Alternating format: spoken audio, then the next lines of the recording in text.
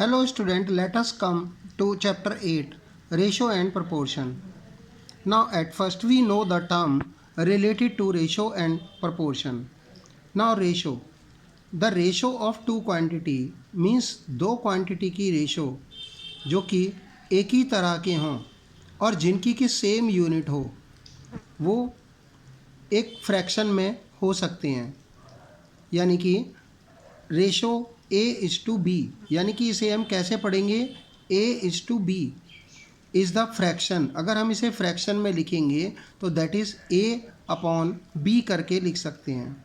And now we can write it as a is to b, यानी कि इसको हम इज़ टू पढ़ेंगे तो that is a is to b. अब हम इसे अगर फ्रैक्शन में लिखेंगे तो ए अपॉन बी लिखेंगे। Now term of a ratio, यानी कि अब यहाँ पर जैसा कि आप देखते हो कि इन ratio a is to b में फर्स्ट टर्म कौन सी है हमारी, ए, तो यानी कि फर्स्ट टर्म को हम एंसीडेंट पढ़ेंगे और बी यानी कि सेकंड टर्म को हम कॉन्सिक्वेंट पढ़ेंगे। Student, now we will learn some properties of proportion, यानी कि अगर a अपॉन बी हमारा प्रोपोर्शन में है तो क्या करेंगे, अगर हम एक प्रोपोर्शन को एक कांस्टेंट टर्म से ऊपर और नीचे यानी कि न्यूमरेटर और डिनोमिनेटर को मल्टीप्लाई करें तो रिज़ल्ट ऑलवेज सेम रहता है, यानी कि a इज़ टू बी का जो रिज़ल्ट होगा वो m a is to m b, यानी कि ये सेम होगा और इक्विवेलेंट कहलाएगा। स्टूडेंट, इसी तरह से अगर हम एक रैशनल नंबर को किसी भी कांस्टेंट टर्म से एम हेयर, अगर किसी कांस्टेंट टर्म से हम इसे डिवाइड करते हैं न्यूमरेटर और डिनोमिनेटर को, तो भी हमारे रिजल्ट्स सेम रहेंगे।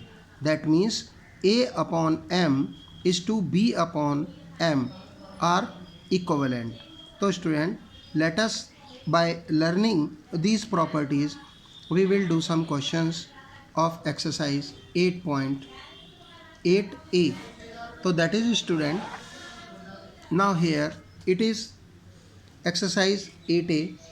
First question is express each of the following ratio in simplest form, यानी कि 24:40।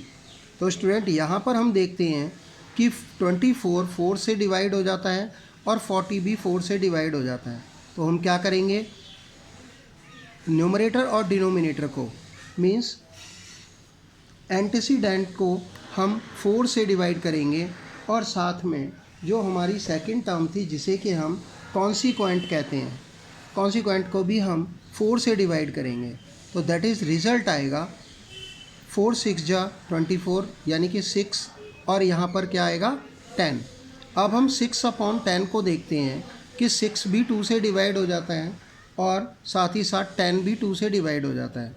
तो दैट इज़ हम इसे डिवाइड करेंगे तो रिज़ल्ट आएगा 3/5।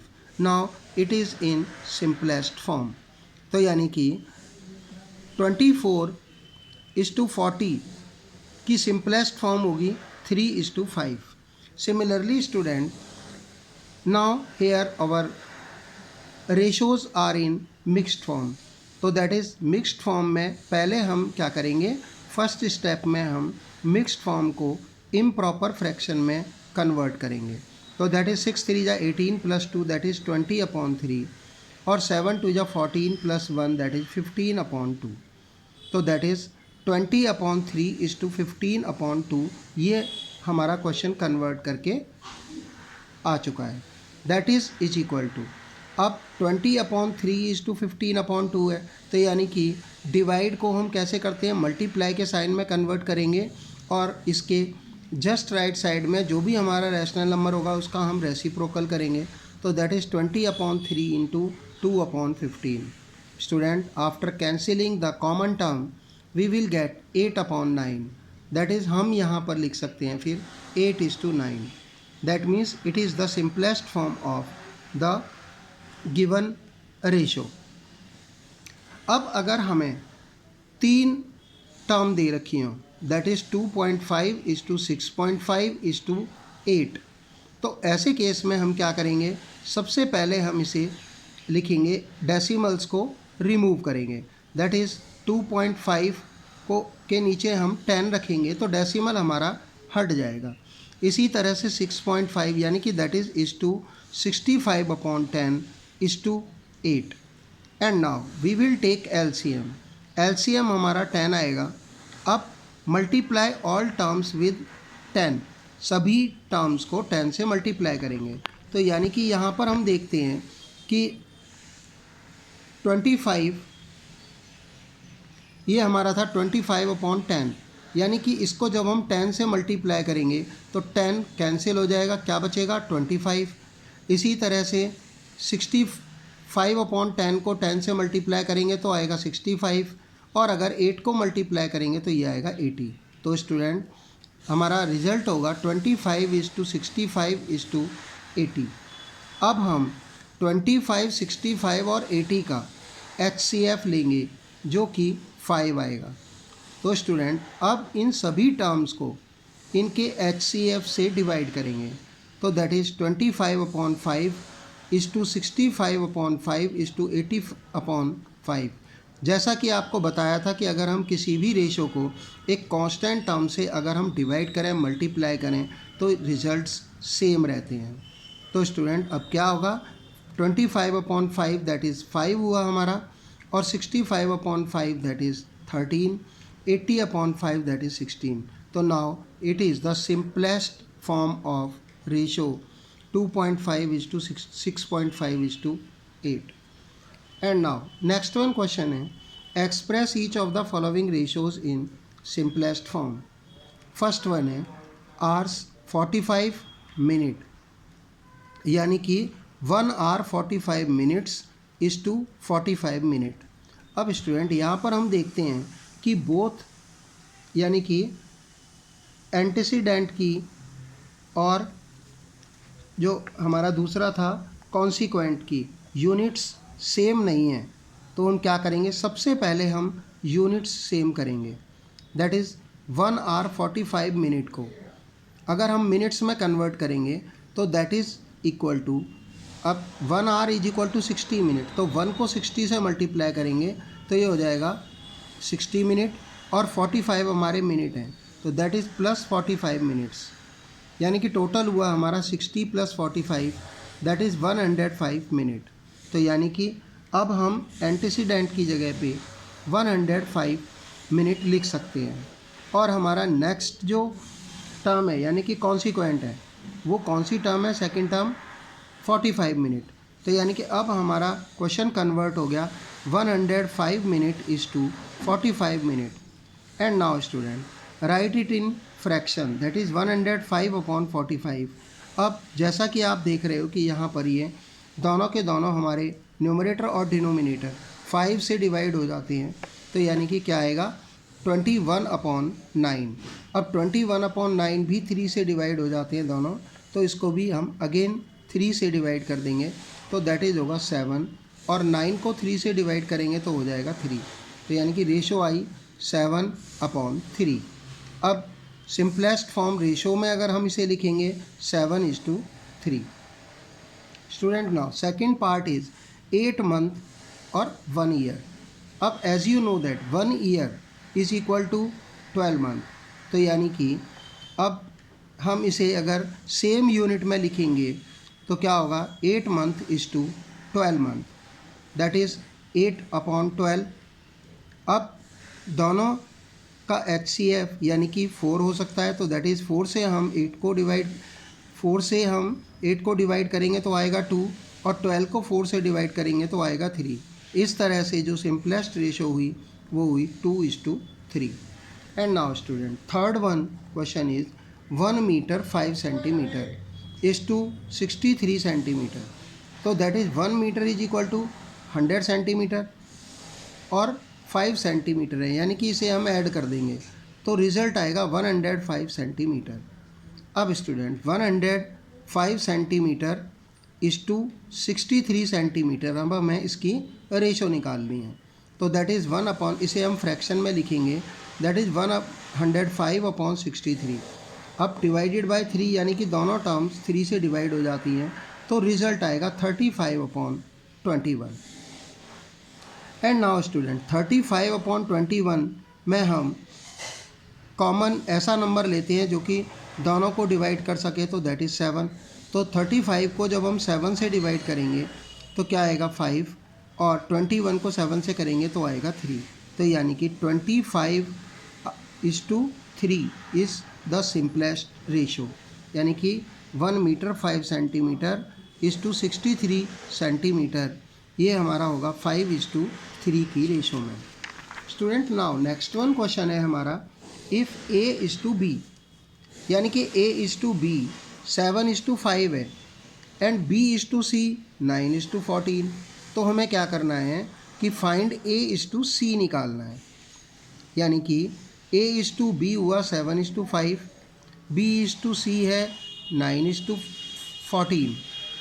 अब स्टूडेंट अब हम इसे फ्रैक्शन में लिखेंगे, तो that is A/B = 7/5 and B/C = 9/14। अब अगर हम इन दोनों को मल्टीप्लाई कर दें, यानी कि A/B इंटू B/C, तो ये क्या होगा 7/5 इंटू 9/14, यानी कि after solving you will get 9/10। तो यानी कि A:C की रेशो होगी 9:10। And now student see here, if A:B हमारा 3:5 है and B:C 10:13, now find A:B:C। Now student इस तरह के क्वेश्चन को हम किस तरह से करेंगे। नाउ वी हैव A:B 3:5 है एंड B:C 10:13 है। तो यानी कि क्या हुआ ये हमारा, अगर हम A को 1 पार्ट लें तो दैट इज़ 1:13/10, यानी कि ऑन डिवाइडिंग 10 से अगर हम डिवाइड करेंगे, B:C है हमारा 10:13, तो यानी कि अगर हम 10 से डिवाइड करेंगे तो क्या होगा, ये तो 1 हो जाएगा, तो दैट इज़ 1:13/10 हो जाएगा। दैट इज़ रिज़ल्ट क्या आएगा हमारा। अब 5, यानी कि 5 अगर हम 5 से मल्टीप्लाई करें दोनों टर्म को, तो दैट इज़ 5:13/10 को भी हमें 5 से मल्टीप्लाई करना होगा, तो दैट इज़ रिज़ल्ट आएगा 5:13/2।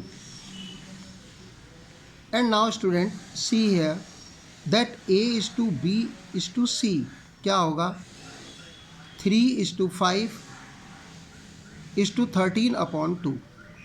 अब स्टूडेंट यहाँ पर 2 एज अ डिनोमिनेटर है, तो इसको हम होल नंबर्स बनाने के लिए क्या करेंगे, 2 से सभी टर्म्स को मल्टीप्लाई कर देंगे, तो दैट इज़ आएगा 6:10:13।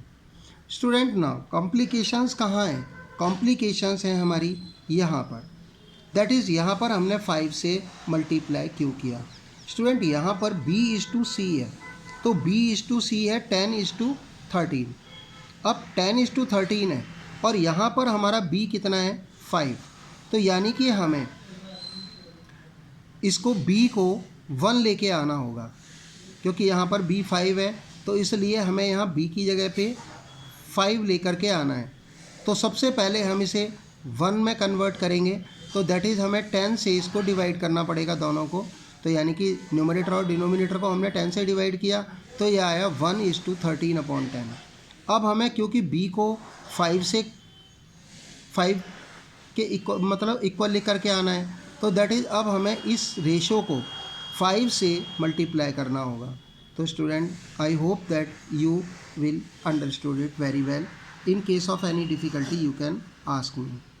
And now again we will do a question, that is divide rupees 360 between Kunal and Mohit in the ratio 7:8। अब स्टूडेंट 360 रुपीज़ को हमें कुणाल और मोहित को में डिवाइड करना है और उनकी रेशो होनी चाहिए 7:8। तो that is sum of ratio, यानी कि टोटल रेशो कितनी हुई 7 + 8, यानी कि टोटल पार्ट हुए 15। अब कुणाल का शेयर है 7 और कुणाल का पार्ट है 7 और टोटल पार्ट है 15, तो दैट इज़ 7/15 इंटू, और हमें डिवाइड क्या करना है, ₹360, तो यानी कि 360 रुपीज़ को हम होल पार्ट मान लेते हैं। अब हम इसे सॉल्व करेंगे तो आंसर आएगा 168। इसी तरह से मोहित का शेयर निकालना होगा, तो मोहित का पार्ट है 8 और टोटल पार्ट है 15, यानी कि पार्ट ही गेट या ही इज़ होल्डिंग, तो that is 8/15 into 360, that is result होगा 192। तो यानी कि कुणाल को 168 रुपीज़ मिलेंगे और मोहित को 192। So student, do up to here. Now other questions we will do in part 2। Till that, enjoy video, listen video, and try to do more question from exercise. Thanks.